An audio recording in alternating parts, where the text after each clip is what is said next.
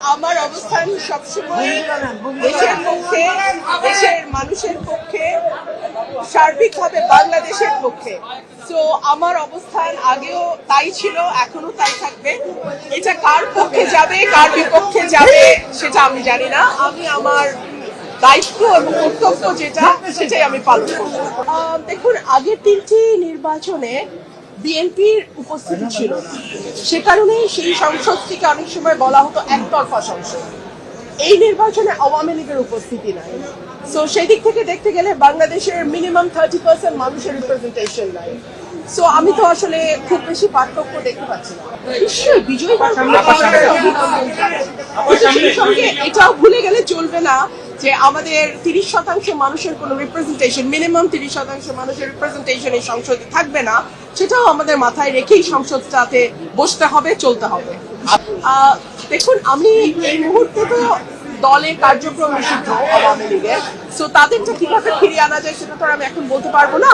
তাদের নির্বাচনে অংশ নেওয়ার সুযোগ যদি দেয়া হতো, তাহলে দেখা যেত মানুষের ভোটেই যদি তাদের প্রত্যাখ্যানের ব্যাপার থাকতো, মানুষ তার ভোটের মাধ্যমে জবাব দিত। মানুষের ব্যালটের প্রতি আমাদের আস্থা এত কম কেন? মানুষ তার জবাব সবসময় সঠিকভাবে দেয়। ধরুন, আমার এলাকার কথাই ফর এক্সাম্পল, মানুষ কিন্তু ব্যালটে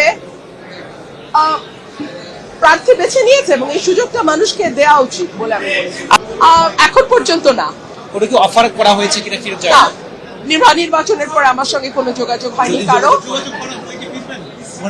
না, ঘরের মেয়ে মানে কি? আমি ব্রাহ্মণবাড়িয়ার মেয়ে, আমি ব্রাহ্মণবাড়িয়ায় ছিলাম, আজ ভবিষ্যতে ব্রাহ্মণবাড়িয়াতেই থাকবো। বিএনপির মেয়ে হিসেবে আমি বিএনপির মেয়ে বলে কিছু নাই। আপনারা কেন যদি সবকিছু মধ্যে আবেগকে গুলিয়ে ফেলতে পছন্দ করেন? আমি একটা দলের সমর্থক ছিলাম এবং আমি দেশ এবং মানুষের পক্ষে কথা বলেছি সেই দলের হয়ে। তারপরে আমাদের মধ্যে মতের মিল হয়নি, আমি সরে গেছি। এখানে আসলে আবেগকে নিয়ে আসবার কিছু আছে বলে আমার মনে হয়। একজন স্বতন্ত্র প্রার্থী একটা দলের জোয়ারের বিপক্ষে দাঁড়িয়ে ভোট করা ডেফিনেটলি এটা কঠিন ছিল এবং আমাকে নানান ভাবে চেষ্টা করা হয়েছে সর্বশক্তি দিয়ে যাতে আমি হেরে যাই। বিকজ এটা একটা ইগো প্রবলেম হয়ে দাঁড়িয়েছিল যে দলের চেয়ে ব্যক্তির ইমেজ কেন বেটার হবে। সো এক ধরনের ইগো ক্লাশ তো ছিলই। সো আবার নারীদের অধিকার রক্ষা, এটা আপনারা দেখেছেন, আপনারা তো দেখেছেন। আবার পার্লামেন্টে আপনার অবস্থান বক্তব্য কি রকম হবে বিগত দিনে? যেটা দেশের পক্ষে, মানুষের পক্ষে, সাধারণ মানুষের পক্ষে এবং বিশেষ করে আমার নির্বাচনী এলাকা সরাইল, আশুগঞ্জ এবং বিজয়নগরের একাংশ অত্যন্ত অবহেলিত, পিছিয়ে পড়া এবং প্রান্তিক মানুষ সেখানে বাস করেন। তাদের ভাগ্য এবং জীবন মান উন্নয়নে আমি সর্বাত্মকভাবে